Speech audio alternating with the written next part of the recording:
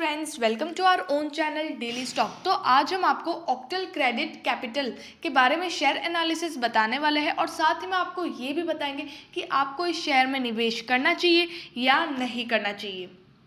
आगे बढ़ने से पहले अगर आपने हमारे चैनल को सब्सक्राइब नहीं किया हो तो आप हमारे चैनल को सब्सक्राइब ज़रूर कर दीजिएगा, साथ ही में हिट द बेल आइकन। तो सबसे पहले आपको बताते हैं ऑक्टल क्रेडिट कैपिटल के बारे में। तो इसका सिर्फ एक ही बिजनेस है, लेंडिंग बिजनेस, लोगों को क्रेडिट प्रोवाइड करना। यहाँ पर सिर्फ एक ही बिजनेस है। अब यहाँ पर बात करते हैं कंपनी डेटा की। तो मार्केट कैप है 65.81 करोड़। तो ये एक स्मॉल कैप कंपनी है जिसका इंडस्ट्री का पी है 52.11, लेकिन कंपनी का पी दिया हुआ है 32.25।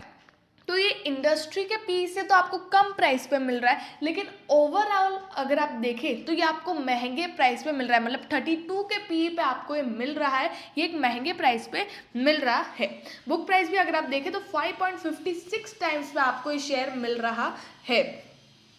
डिलीवरेबल परसेंटेज है 100%, मतलब इतनी डिलीवरी इस शेयर की उठाई गई है।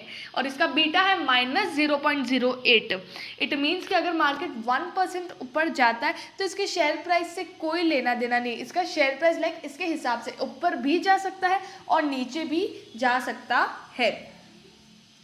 फाइनेंशियल ट्रेंड की बात करें तो जैसे कि 2018 में अगर आप देखें तो 58 लाख का कंपनी का रेवेन्यू था, उसमें 9 लाख कंपनी ने एज अ प्रॉफिट अर्न किए थे। 2019 की बात करें तो 25 लाख कंपनी ने रेवेन्यू अर्न किया, लेकिन उस टाइम कंपनी को 28 लाख का नुकसान हुआ था, लॉस हुआ था। 2020 में 33 लाख का कंपनी का रेवेन्यू हुआ और 1 करोड़ 6 लाख का नुकसान हुआ था, लॉस हुआ था। तो यहाँ पर कंपनी का जो रेवेन्यू है वो उतना ही हो रहा है।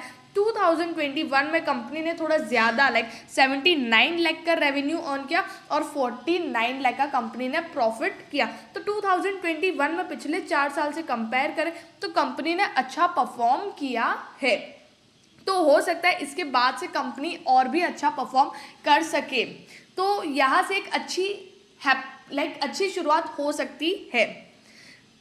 शेयर होल्डिंग पैटर्न की बात करें तो प्रमोटर के पास सिर्फ 26.84% का स्टेक है, बाकी एट द जो रेस्ट ऑफ द स्टेक है वो 73.16% का पब्लिक के पास है। तो यहाँ पर शेयर होल्डिंग पैटर्न कंपनी की अच्छी नहीं है, क्योंकि जो कंपनी के ओनर्स है, प्रमोटर्स, उन्हीं के पास सिर्फ 26% का स्टेक है।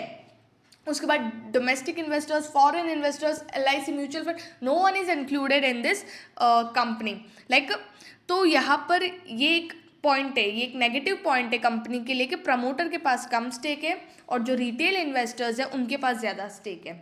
रेवेन्यू स्टेटमेंट की बात करें तो दिसंबर, मार्च और जून तीनों क्वार्टर में कंपनी ने कुछ भी नहीं किया है। तो यहाँ पर रेवेन्यू ज़ीरो है with no expenditures and no net profit. तो यहाँ पर ये भी एक अच्छी बात नहीं है, क्योंकि कंपनी कुछ कर नहीं रही है। पिछले 3 क्वार्टर से कंपनी ने कुछ नहीं किया।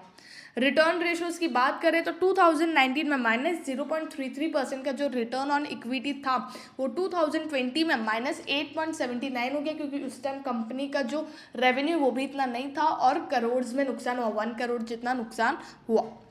2021 में फिर से कंपनी रिकवर करती हुई नजर आई और -0.67 का ROE है। इट मीन्स कि शेयर होल्डर्स का जो पैसा है उस पर कंपनी कैसा काम करती है और रिटर्न देती है।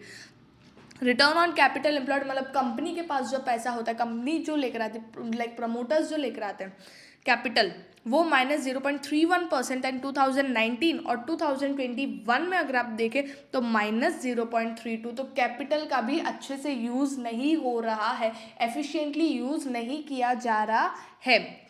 ये भी एक नेगेटिव पॉइंट है। रिटर्न ऑन एसेट्स की बात करें तो यहाँ पर जो नेगेटिव था 2020 में -7.86%, वो थोड़ा रिकवर करते हुए नजर आया, -0.56। तो रिटर्न रेशोज ओवरऑल कंपनी के अच्छे नहीं है।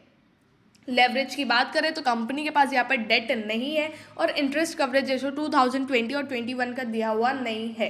तो ये एक अच्छी बात है कि डेट नहीं है, लेकिन लेंडिंग कंपनीज के पास, जो कंपनी लेंड करती है उनके पास डेट होता है। भले इसके पास, अगर आप इसके पास नहीं, कोई और भी कंपनीज देख लो तो उन सब के पास डेट होगा, इनके पास नहीं है। तो ये एक अलग मैटर है, इनका इतना रेवेन्यू भी नहीं हो पा रहा है, इतने प्रोजेक्ट्स भी इनको नहीं मिल रहे हैं। एट लास्ट बात करते हैं मार्केट प्राइस की, तो 5 ईयर हाई अगर आप देखें तो 138.50 रुपीज़ और करंटली 131.60 पे ट्रेड कर रहा है।